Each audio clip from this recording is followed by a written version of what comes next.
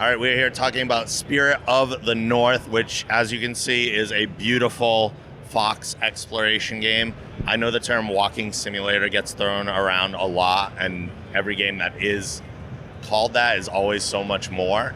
So what was your approach to this game? We just really wanted something that had no narrative or didn't spoon feed the player any information. So they have to really pay attention to the story of what, like the cutscenes and what's going on around them, and take in like the surroundings of the ancient ruins and figure out what happened to what happened in the past and what's happening in the storyline. And me and Taylor, the other co-creator of the game, we were environment artists before we made this game, and we really wanted to make a game where it was like focused around the environment, like it was basically a character of its own, and have it, be able to tell a story without words. Yeah. One of the things I noticed while I was playing was the animation of the fox is so realistic. I can see like the musculature of the legs moving and everything. How closely did you have to study to get that accurate? So for the animations, in the base Fox model, we actually outsourced to a company called GIM, and they did the base Fox and like some base animations, and we tweaked them. Like, I mean, if you look at like the original versus what we have now, it's completely modified and different.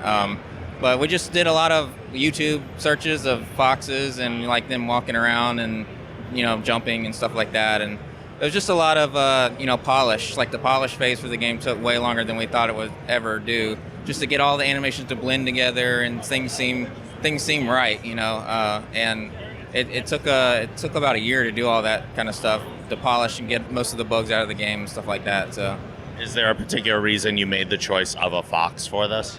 So foxes are pretty popular in culture, or in the current culture right now. My wife loves foxes. She has a fox tattoo, and we like animals a lot, and we think that nature is really important, and we're kind of outdoorsy people, so we wanted to either choose between a raccoon or a fox for our first game, and then also having like no dialogue, like that tied into being an animal.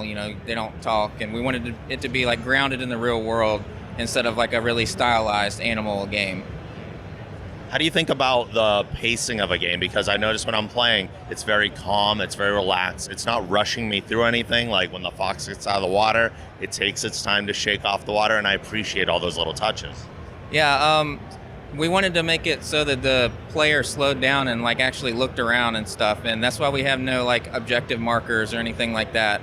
It was like one of the conscious choices we made really early on, is to try to like guide the player without them actually really knowing that they're being guided, because a lot of games it's just like, oh, there's the objective marker, you don't even pay attention to anything else, you just go like beeline straight towards it. So we wanted something that was a little bit different and kind of guided you without you really knowing it, and you paying attention to what's around you.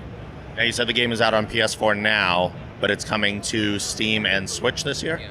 So it launched on PS4 digitally November 1st, 2019, and we are working on the Switch version right now, and then Steam is going to be after that, because we're also doing physical editions with Merge games, and it takes a while to manufacture the cartridges and stuff like that, so we're working on Switch first.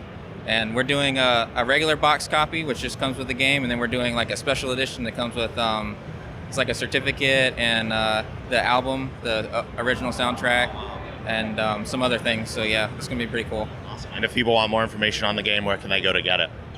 They can go to Spirit of the North, or I think it's playspiritofthenorth.com, and you can look us up on Twitter and Facebook. If you search Spirit of the North on Google, you'll find us. So great, thank you so much. Yeah.